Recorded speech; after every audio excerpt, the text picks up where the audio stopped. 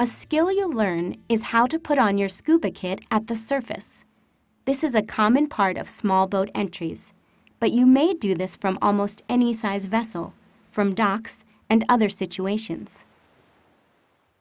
With your equipment fully assembled, go through your pre-dive safety check, even though you're not wearing it. Make sure it will float. You may need to put your weights in after you get into it. If you're not using a weight-integrated BCD, you'll put your weights on after you have your dive kit on. Don't enter the water without a BCD while wearing your scuba weight system. When ready, put your gear in the water, on a line if you won't get in right away, or your buddy can hand it to you after you enter. Enter using a suitable technique, like the controlled seated entry.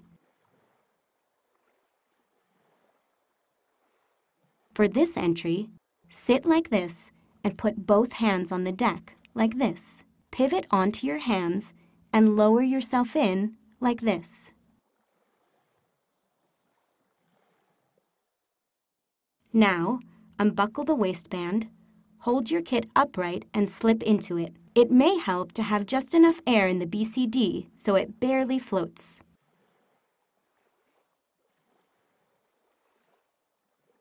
Another technique is to sit on your rig, like this.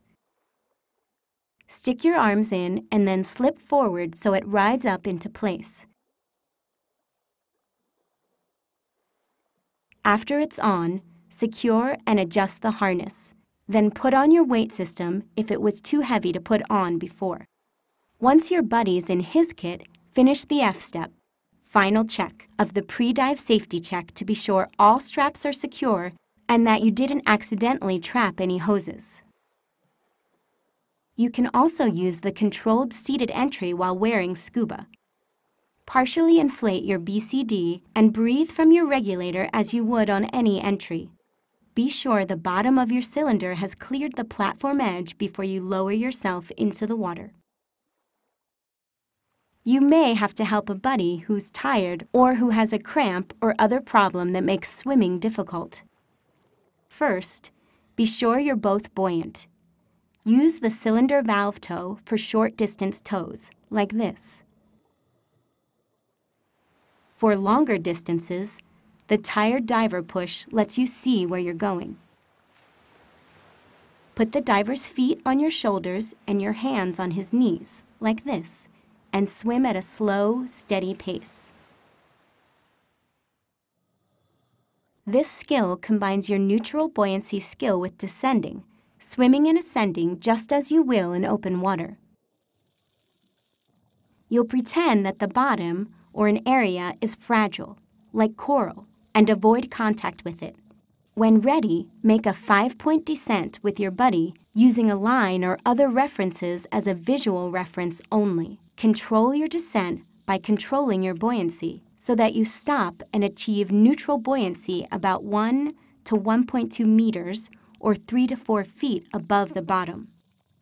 Then, control your buoyancy and swim without touching the bottom.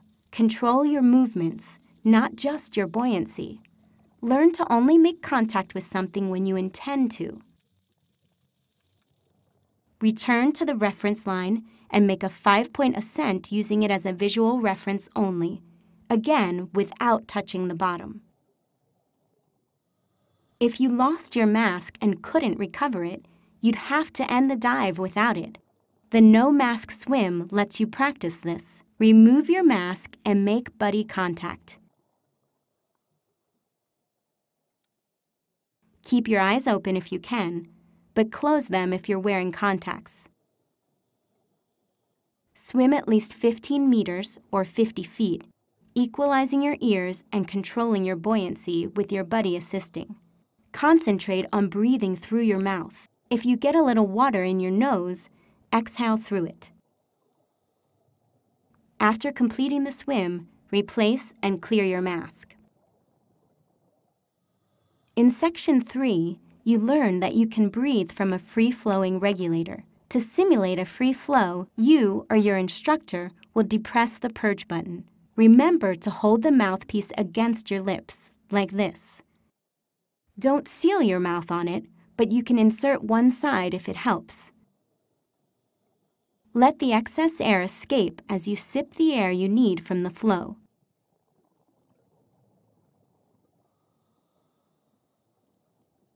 After practicing, check your SPG. You may be surprised at how much air you used. This shows that it's important to start your ascent promptly when breathing from a free-flowing regulator.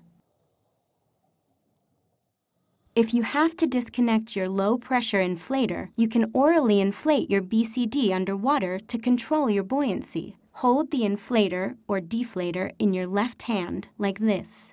Take a breath from your regulator, then blow a third to half your breath into your BCD, like this, and save enough to clear your regulator.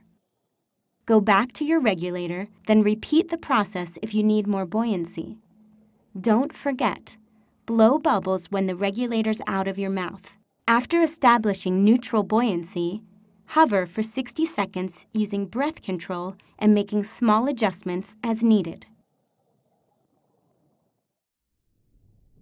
Skin diving, breath hold diving without scuba, lets you scout an area or explore shallow water without wasting scuba air. You can also skin dive where scuba diving isn't available. Proper breathing helps you hold your breath longer. Relax and breathe from your diaphragm. The practice of hyperventilation, breathing deeply and/or rapidly before holding your breath, was once common, but is no longer preferred because if not done properly, it may cause you to lose consciousness underwater, which can cause drowning. Relaxed diaphragm breathing will help you hold your breath longer. When you return to the surface after a breath hold dive, breathe normally from your diaphragm. A strong exhalation after surfacing from a long breath hold can cause you to become faint. Relax for several minutes while your body oxygen and carbon dioxide levels return to normal. If you feel dizzy or lightheaded, or feel tingling in your hands, arms, or feet, stop diving down. Rest. Relax and breathe at the surface until you fully recover. Use a head-first surface dive, sometimes called a duck dive, to get underwater quickly. Swim forward, breathing relaxed from your diaphragm. Then hold a breath and bend forward, like this. See how you lift your legs as straight and high as you can? Their weight pushes you down efficiently. Swim downward, equalizing as you've already learned. Relax and explore. With practice, you may be surprised how long you can stay on one breath. Notice that your buddy stays up while you're down. Take turns, one up, one down. That way, if someone needs help, the buddy comes down to assist with a fresh breath. When you feel the urge to breathe, look up, reach up, and turn so you can see as you come up. While looking up, exhale as you go through the last meter or few feet of water. Keep exhaling as you roll forward to a swimming position, and your snorkel should be nearly clear of water. If not, use the blast method you learned earlier. Some divers prefer the blast method in any case. Sometimes you take your kit off in the water to exit. Inflate your BCD, then remove and hand up your weights. Switch to your snorkel, then release your harness and slip out of your rig. It may help to only inflate the BCD enough for your rig to float. Keep all your other gear in place. Then hand up your kit or tie it to a line. If you're exiting without a ladder, like onto a small boat or low dock, push up with your arms and kick to raise yourself. Twist into a seated position like this. Or lower yourself onto your chest and roll over, like this. Once out, lift your kit from the water.